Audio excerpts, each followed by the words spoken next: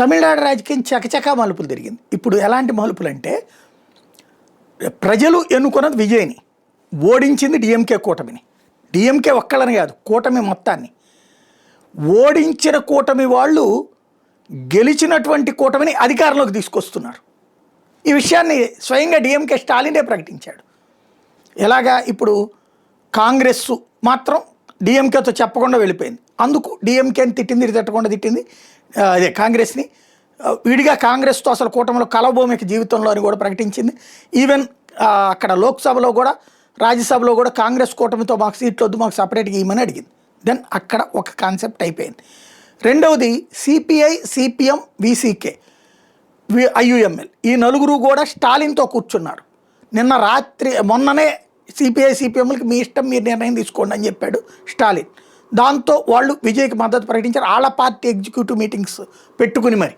అది number 2. Number 3 వచ్చేటప్పటికి VCK party నిన్న రాత్రి కూడా డిఎంకేతో కూర్చుంది. స్టాలిన్, నువ్వేమన్నా ప్రభుత్వం ఏర్పాటు చేస్తావు, నీతోనే ఉంటావంటే నేనేం ఏర్పాటు చేయట్లేదు, మీరు కావాలంటే విజయ్కి మద్దతు ఇచ్చుకోండి అన్నారు. ఇవాళ పొద్దున 10ంటికి మీటింగు పెట్టే ముందు కూడా మళ్ళీ ఆపుకుని మళ్ళీ విజయ్ అక్కడ మాట్లాడుకుని వచ్చారు. సాయంత్రానికి అక్కడ డిఎంకే, ఏఐఏడిఎంకేల కూటమి ప్రభుత్వం ఏం ఏర్పాటు కాదనుకుని నాకు వచ్చి ఈలోపు విజయ్తో బేరాలాడుకుని ఏది డిప్యూటీ సీఎం కావాలి, ఎంపీ కావాలి, మంత్రి కావాలి, ఇట్లాంటివన్నీ చెప్పుకుని ఆ తర్వాత ఇప్పుడు మద్దతు ప్రకటించారు. 2 సభ్యులతో మద్దతు ఇస్తున్నట్టుగా లెటర్ పంపించారు. ఇది ఇంకొక పరిణామం. ఇంకొక వైపున ఏఐఏడిఎంకే మీటింగ్ షణ్ముగం చీలిక పెట్టబోతున్నాడు. పళనిస్వామి, షణ్ముగం ఈ ఇద్దరు 2గా చేల్తారా, లేకపోతే షణ్ముగం పళనిస్వామి తరపున చేస్తున్నారో తెలియదు. 25 మంది ఏఐఏడిఎంకే ఎమ్మెల్యేలు మీటింగ్ అయ్యారు. 25 మంది. వీళ్ళందరూ రేపు విజయ్కి మద్దతు ఇవ్వబోతున్నారు. ఎందుకంటే షణ్ముగం రాజ్యసభ సభ్యుడు కూడా నిన్న అసెంబ్లీలో గెలిచాడు. రాజ్యసభ సభ్యత్వాన్ని వదులుకుని వచ్చాడు ఇప్పుడు ఇక్కడ ఓటేయడానికి.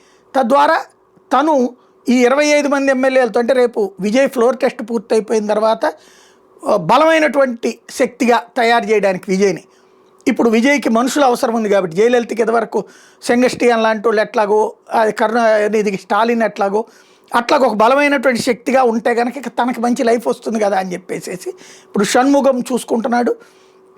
ఈవెన్ పళనిస్వామి కూడా అట్లా ప్రిపేర్ అయ్యాడు. కానీ మరి పళనిస్వామి, షణ్ముగం ఇద్దరు కలిసి వెళ్తారు, లేకపోతే షణ్ముగం వెళ్తాడో తెలియదు. ప్రస్తుతానికి 25 మంది ఎమ్మెల్యేలు కలిసి తర్వాత పార్టీ ముందు ప్రమాణ స్వీకారం చేశాక, ఎందుకంటే 2/3 విడిపోవాలి, దాదాపు 30 దాకా విడిపోవాలి అయ్యాడు. లేదనుకున్నప్పుడు 25 మందితో కలిసేటప్పుడు 25 మందితో అన్నప్పుడు ఇక స్పీకర్ ద్వారా గేమ్స్ నడిపించుకోవాలి. వీళ్ళు దీంట్లో విలీనం అవడానికి రెడీ అవుతున్నారు, విజయ్ పార్టీలో విలీనం అవడానికి రెడీ అవుతున్నారు. తద్వారా మంత్రి పదవులు పొందడానికి రెడీ అవుతున్నాడు షణ్ముగం బ్యాచ్. ఇది ఇంకొక వైపున డిఎంకే అసలు నిన్ను ప్రభుత్వంలో నుంచోబెట్టిందే మేము రాది, గుర్తుపెట్టుకో అని చెప్తోంది విజయ్కి. ఒక నోట్ రిలీజ్ చేసింది. స్టాలిన్నే విజయ్ని అధికారంలోకి రావాలని కోరుకున్నారు. ఎందుకంటే ప్రజలు ఆయనకు అనుకూలంగా తీర్పిచ్చారు కాబట్టి మా భాగస్వామి పక్షాలు అటు వెళ్ళడానికి అనుమతించింది ఆయనే అన్నటువంటి స్టేట్మెంట్ అట్టించి వచ్చింది. ఇది తమిళనాడులో లేటెస్ట్ పొజిషన్స్.